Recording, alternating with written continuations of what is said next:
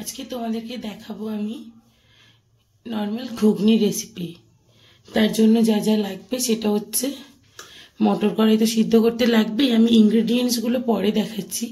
সবার প্রথম আমি এই ভেজানো মটরটা আমি 6 ঘন্টা ভিজিয়েছিলাম জলে। তাতে আমি 1 স্পুন মতো নুন আর জল সিদ্ধ করতে বসিয়ে দিচ্ছি। এটা 3টে সিটি পর্যন্ত সিদ্ধ হবে। 3টে সিটি হয়ে যাক, তারপরে বাকি সবকিছু নিয়ে তোমাদেরকে দেখাচ্ছি। খুব সিম্পল ওয়েতে ঘুগনি। তার জন্য যা যা ইনগ্রেডিয়েন্টস লাগবে একটুখানি দেখে নাও। পেঁয়াজ, আলু, টমেটো কুচো করা। এটা একটা ছোট টমেটো আছে, 2টো মিডিয়াম সাইজের পেঁয়াজ আছে, একটা বড় সাইজের আলু আছে, আদা রসুন বাটা, মটর সিদ্ধ করা,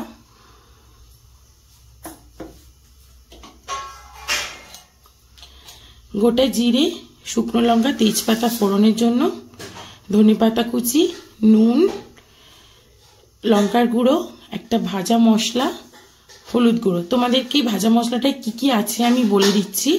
এর মধ্যে আছে হচ্ছে গোটা গরম মশলা, 2 চামচ মতো গোটা জিরে, শুকনো লঙ্কা আছে 5টা, আর 3টে তেজপাতা। আমি এটা শুকনো খোলায় ভেজে মিক্সিতে গুঁড়ো করে রেখে দিয়েছি। তোমাদেরকে আমি ভাজা মশলার রেসিপিটা কিভাবে করতে হয় আর একদিন দেখিয়ে দেবো। এটা যে কোনো নিরামিষ রান্নার জান বলতে পারো। আর সঙ্গে তো তেল লাগছেই। তো চলো শুরু করা যাক।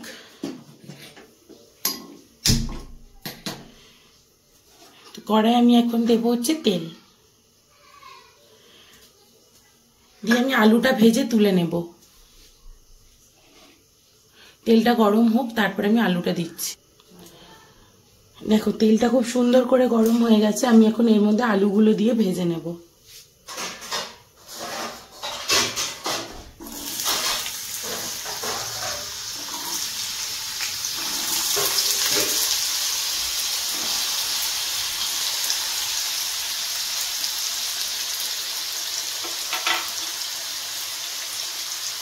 আলুটার মধ্যে সামান্য একটুখানি নুন দিলাম, খুব সামান্য।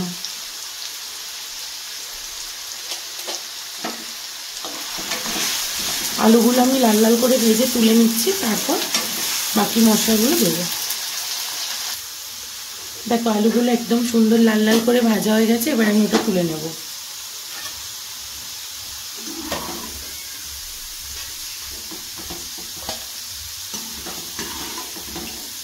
ঘুগনির আলু এর থেকে বেশি আর লাল লাল করার দরকার নেই।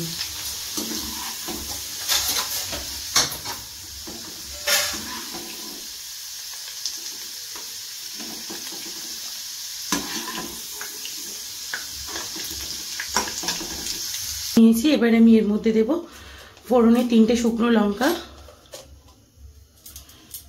আর তেজপাতা।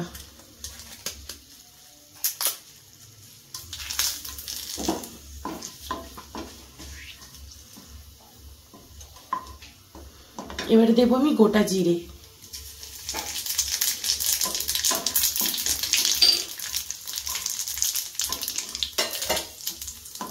এবারে আমি কোচানো পেঁয়াজটা দিয়ে দেবো।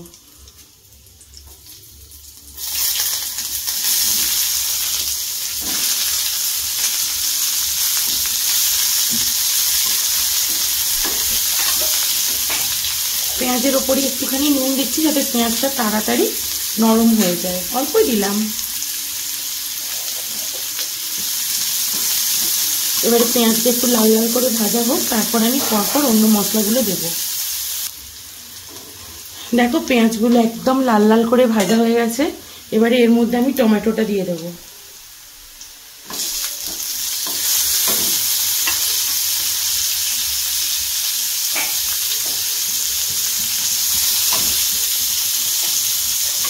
সঙ্গে দেবো হচ্ছে একটু আদা রসুন পেস্ট আর একটু জল।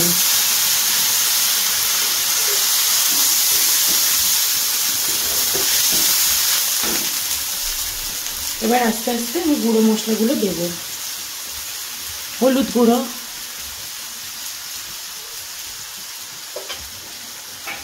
আর লঙ্কার গুঁড়ো।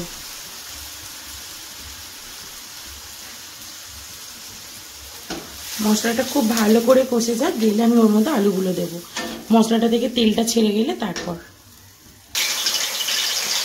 দেখো মশলাটা থেকে খুব সুন্দর করে তেল ছেড়ে গেছে। এখন আমি এর মধ্যে আলুটা দিয়ে দেবো। আলুটা ভেজে রেখেছিলাম, ওটা দিয়ে দিচ্ছি।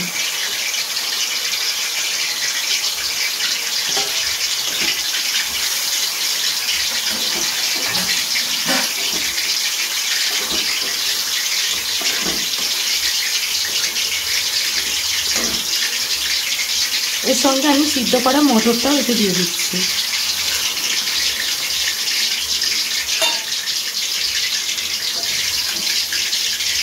একটু নেড়ে নেব, তারপর আমি এর মধ্যে জল ঢেলে দেব।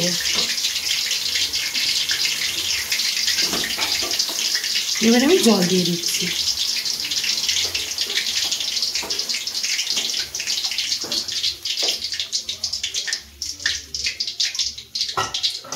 এটা এখন খুব ভালো করে ফুটবে। এর মধ্যে আমি নুনটা দিয়ে দেবো টেস্ট অনুযায়ী।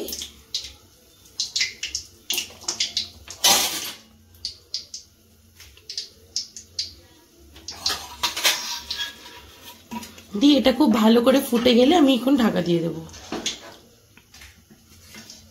দেখো এটা খুব সুন্দর করে ফুটে গেছে। এবার আমি এটা ঢাকা দিয়ে একটু গ্যাসটা কমিয়ে দেব। এটা গ্যাস কমিয়ে 5 মিনিট মতো সিদ্ধ হবে। মটরটা পুরোই সিদ্ধ। এটা এবার ঢাকা দিয়ে কমিয়ে 5 মিনিট মতো হোক, তারপর তোমাদেরকে এর ফাইনাল লুকটা দেখাবো। দেখো 5 মিনিট হয়ে গেছে, আমার এটাও কিন্তু অলমোস্ট হয়ে এসছে। এখন আমি এর মধ্যে দেবো হচ্ছে ধনেপাতা কুচি,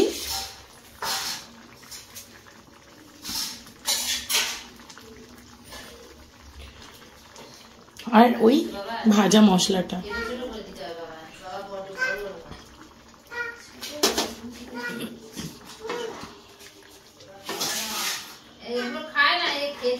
দেখো আমার ঘুগনি কিন্তু একদম ডান। এই দেখো এইরকম দেখতে হয়েছে ঘুগনিটা। খেতে কিন্তু ততটাই সুন্দর হয়। আমাদের বাড়িতে ঘুগনি খেতে প্রত্যেকে ভীষণ পছন্দ করে। আর যদি এইভাবে ঘুগনি হয় তাহলে তার কোনো কথাই নেই। তোমরা চাইলে এর মধ্যে মাটন কিমাও দিতে পারো, বা মাটনের চর্বিও দিতে পারো। চিকেন কিমাও দেওয়া যায়, কিন্তু মাটন দিলে আরো বেশি টেস্টি হয়। একবার এইভাবে খেয়ে আমাকে জানিও কেমন হয়েছে। ভালো লাগলে অবশ্যই অবশ্যই আমার চ্যানেলটাকে লাইক, শেয়ার আর সাবস্ক্রাইব করতে ভুলো না কিন্তু। আর অবশ্যই আমাকে কমেন্টে আরো একটা জিনিস জানিও যে তোমরা ঘুগনি কি দিয়ে খেতে ভালোবাসো। আমাদের বাড়িতে তো সবাই লুচি দিয়েই পছন্দ করে। তোমরা কি দিয়ে পছন্দ করো সেটা আমাকে জানিও। এই দেখো এরকম হয়েছে। চলো আজকে তাহলে টাটা।